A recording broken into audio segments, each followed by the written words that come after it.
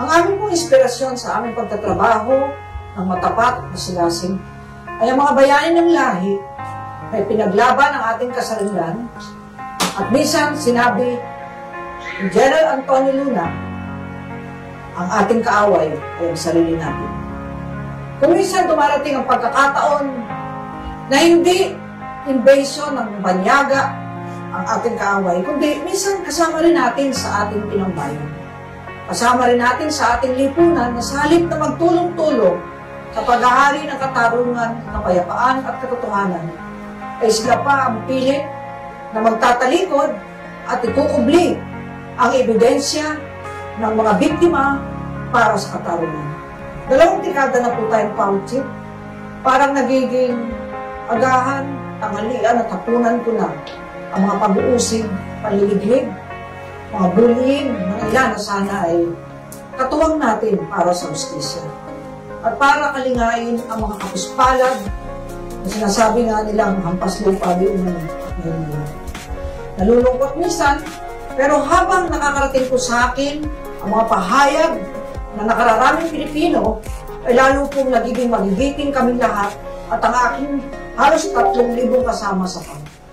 Pag naiisip niyo po yung mga umiiyak ng mga magulang na very helpless, walang ibang natatakbuhan kundi public attorney's office, tapos itong ginagawa po sa inyo na pangdidibet, lalo na sa mga forensic doctors natin, paano niyo po ito tinatanggap? Paano niyo po kinakaya yung ganito kabigat na napasanib po bilang chief public attorney? Ang pasanin mabigat man. Dahil ko natatandaan sabi ni Senator Juan Ponce Enrile, Persida, kaya mo yan. Hindi ka pa naman pinapako sa krus gaya ni Jesus. Hindi ka pa naman sinisibat sa tagiliran. Hindi ka pa naman nilalagyan ng koronang tinik. Hindi ka pa naman pinaiinom na abdo, na suka na may abdong kapait-paitan. Tao din po ako nasasaktan. Dahil si Senator Dulo, naging boss ko po yan sa DOJ. Kasama po niya ako sa pundo noon, sa mga kabisig. Dahil malapit na siyang tumakbo noon bilang senador. Nagle-lecture po ako tungkol sa family code sa mga barangay. Kasama po namin sa may picture pa po kaming dalawa. Nandun sa lumang bahay namin sa Bulacan. Masakit po kasi dati ko siyang boss nasabi ko sa kanya at siya yung binoto namin. Nuportahan namin siya dahil naging amo ko nga po siya.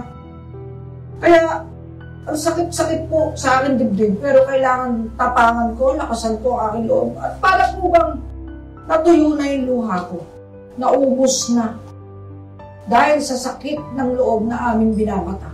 Sa halip na kami ay bigyan ng parangal, sa mga pagtitiis at hirap, 159 forensic autopsies, gabi, madaling araw, minsan 3 po. Ginawa namin isang gabi.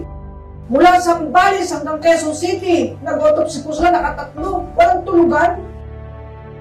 Hindi po madali ito. Hindi namin gusto to, pero tawag po ng tungkulin. Ang iniisip namin, yung mga sundalo natin, pag may gera, hanggang sa mabutas ang bota, hanggang sa maubos ang bala, pagtatanggol ang inang bayan.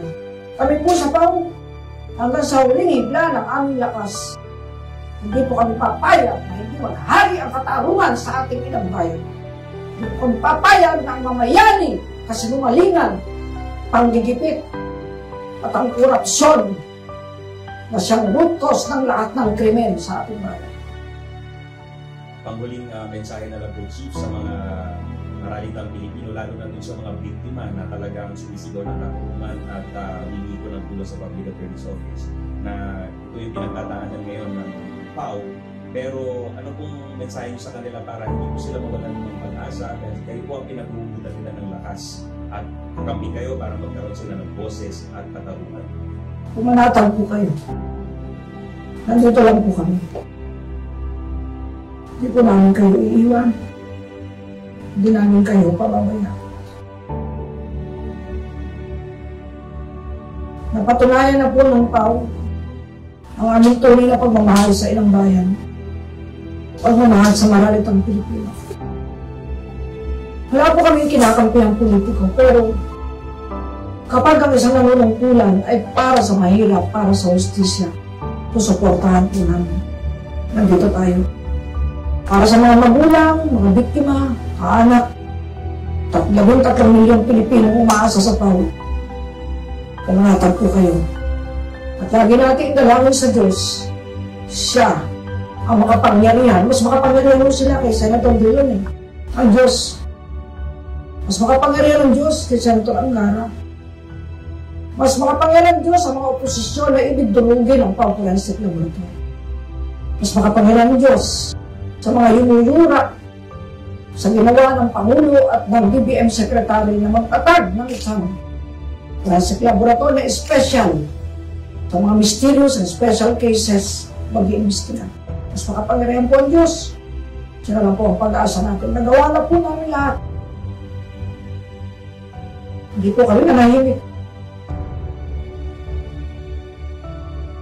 Hanggang dito na lang po ang kaya namin, pero makakaasa po kayo. Hindi po titigilan pa ang forensic team. Tutulungan pa rin namin kayo.